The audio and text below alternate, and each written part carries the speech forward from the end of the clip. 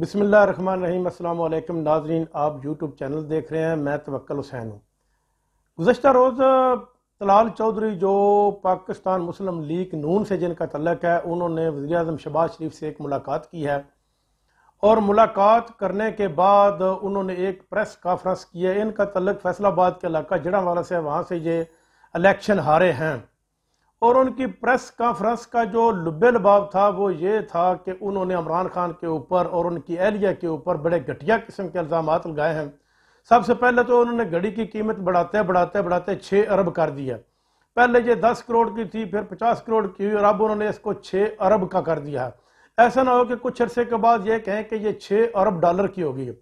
اور جو الزام انہوں نے بشرا بی بی کے اوپر لگایا، انہوں نے کہا کہ یہ تو کہنا بھی، ہماری تو زبان بھی گوارا نہیں کرتی، کوئی بھی عورت ہو پاکستان کی جو گھریلو عورت ہو، جس کا سیاست کے ساتھ کوئی تعلق نہ ہو، اس کے اوپر کسی قسم کا کوئی بھی الزام نہیں لگایا جا سکتا، کیونکہ اس کا جن عورتوں کا تعلق سیاست سے ہے، جنہوں نے کرپشن کی ہے، ان کے متعلق آپ کہہ سکتے ہیں کہ انہوں نے یہ کرپشن کی ہے، لیکن جن عورتوں کا تعلق سیاست سے نہیں، ان کے متعلق آپ کسی قسم کا الزام نہیں لگا سکتے۔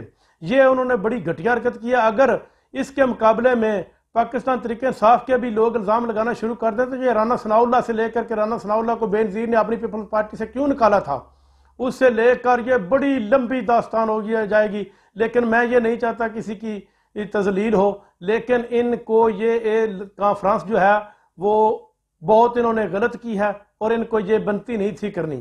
اور دوسری بات یہ میں بتاتا چلوں کہ یہ انہوں نے کانفرنس اس وقت کی ہے جب پی ڈی ایم کی جماعتوں اور پی ٹی آئی کے درمیان مذاکرات ہو رہے ہیں نئے الیکشن کے متعلق، کہ نئے الیکشن کرائے جائیں، فی الفور کرائے جائیں، تاکہ جو بھی حکومت بنے اس کے حوالے کی جائے، اور وہ حکومت اپنے اقتدار کے جو 5 سال ہے اس کو پورا کرے اور ملک کو ترقی کی راہ پر لے کر چلے۔ اب تک کے لیے اتنا ہی۔ اپنا خیال رکھیے گا۔ اللہ نگہبان۔